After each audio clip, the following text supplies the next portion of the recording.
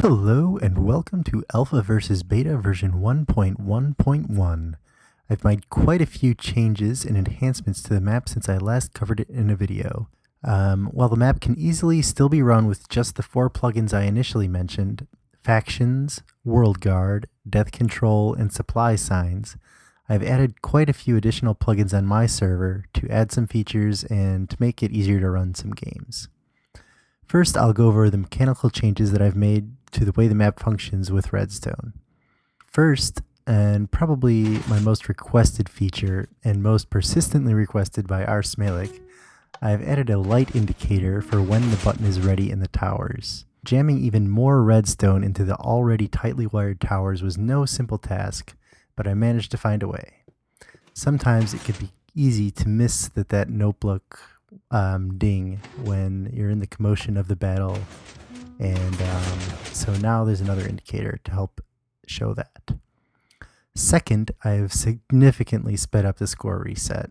It's something I've been meaning to do since we were first testing the map, but I finally got around to it now, and so that should greatly speed things up there, and it really ended up being much simpler than I thought it was going to be to get that done, so that's good. The third major Redstone addition is the Ready system. On the inside of each team's wall, there's now a button to hit once your team is ready. When you hit this button, it's going to lock down your base, it'll close all the doors to the classrooms, and it'll close the gate and lock it so that even when you step on the pressure plates, it won't open. So once the other team presses their ready signal, their base will lock down and it'll start a timer. This timer will be indicated with a series of note blocks that ding in succession, giving a countdown. It's really short, like 5 or 6 seconds.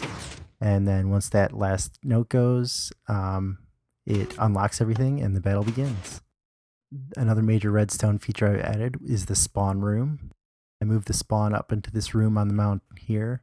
From here you get a great overview of the battlefield. But there's an additional feature. We noticed that during matches with less than a full server, we occasionally had players log in and they would just get mixed up in the conflict. They didn't really know what to do, and we were all too busy fighting to ever explain to this person what they should do.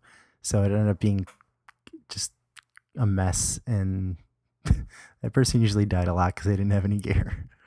But this is all solved with a door that automatically closes once a tower has been captured. Anyone new logging in is locked into this room until one team wins the match.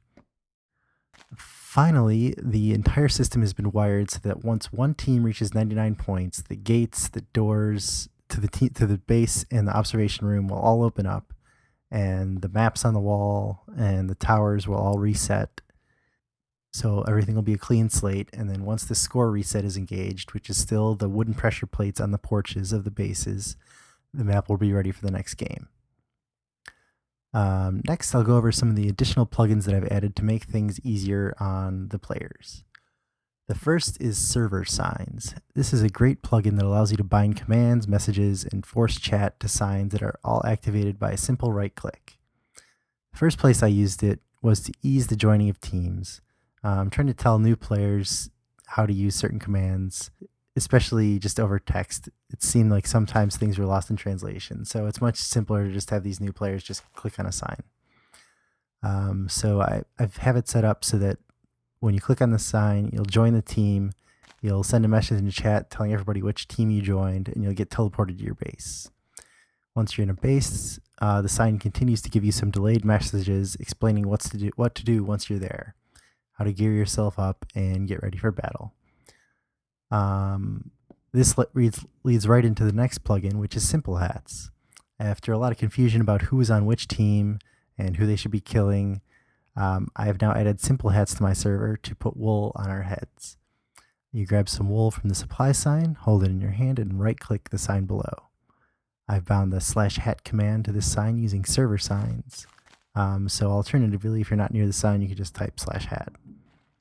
The 3 final major plugins I've added are primarily for game management for the server owner or the moderators.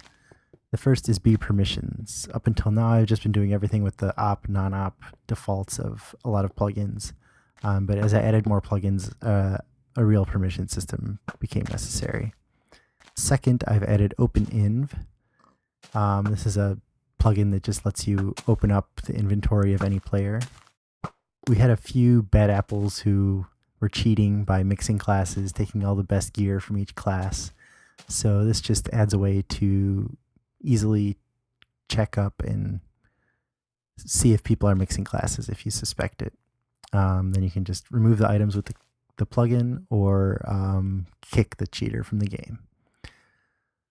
Finally, there is Redstone command. Redstone command allows you to place special signs which, when activated by command, spawn a redstone torch. Using the command again removes the torch. I've used this to create a remote control point for all important functions of the map up in the central tower. Moderators can get up here and players aren't walking past these signs wondering what they are. Once again, I've used server signs to activate all these commands in sequence with other message notifying the players of what's going on. That's just to make things easier for everybody. Here I have a sign to reset the redstone systems, another to toggle the kill switch for the observation door lock in case people are just messing around with towers and don't mind people logging in from joining. Finally, a sign that uses world edit to paste the weapons and armor chests in the bases, refilling their contents. If you have any questions at all, please leave a comment or contact me on Twitter. I do still plan to do some redstone tutorials on the major elements of the map. I've just been so busy with adding and revising things that I haven't had time to make any videos yet, but I hope to soon. Thanks!